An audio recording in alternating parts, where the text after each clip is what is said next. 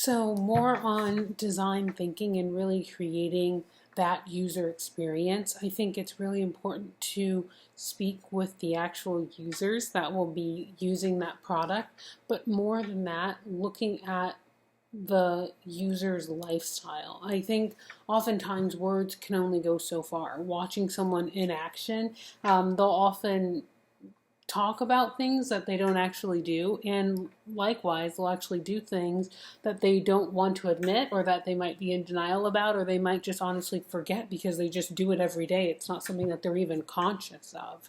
So not only talking to and watching your users, but really understanding what their lifestyle is like and understanding the real problem.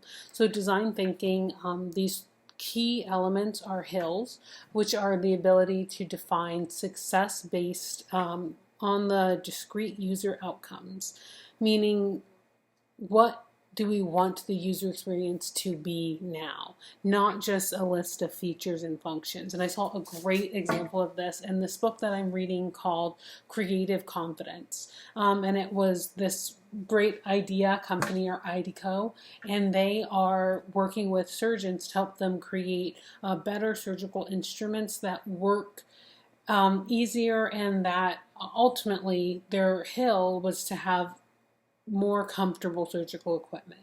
And the surgeons thought this meant lighter tools. But once IdeaCo really understood the way that their true need and their true hill that they were solving for, they actually created instruments that were heavier than what they had before, but the surgeons loved them because their center of gravity was lower, which made them lighter, seemingly lighter, and easier to use and more comfortable during multi-hour surgeries.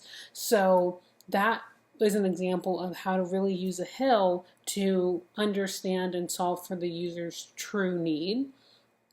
Also, we have playbacks, which is our second need, and that's the ability to capture nuances of your user's context by telling stories from their perspective. And I think this is great with building empathy, which is really a core feature of design thinking and a whole entirely new way of thinking, as opposed to this idea of user error, meaning it's not my product's great, you're the problem, you need to use it differently. And I really think that we're seeing an end of user error. If your users are engaging with your product in a certain way, that no longer means that the user is bad and they don't know what they're doing. It means that you need to design your product in a way that's more intuitive so people don't have that issue.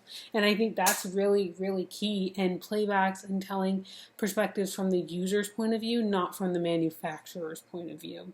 And I think that's a core difference in design thinking. And third, we have our sponsor users.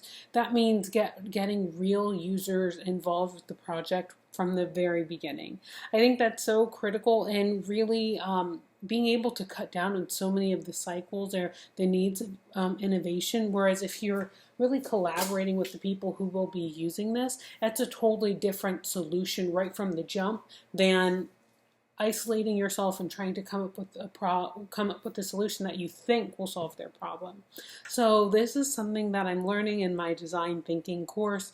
And so just to recap, the three key features of design thinking are hills, which is having success based on the user outcome, not just a list of all the features and functions.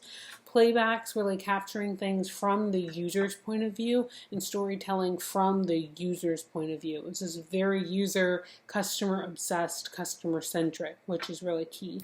And thirdly, sponsor users, having the people who will actually be using your product or service involved from the very beginning of creation.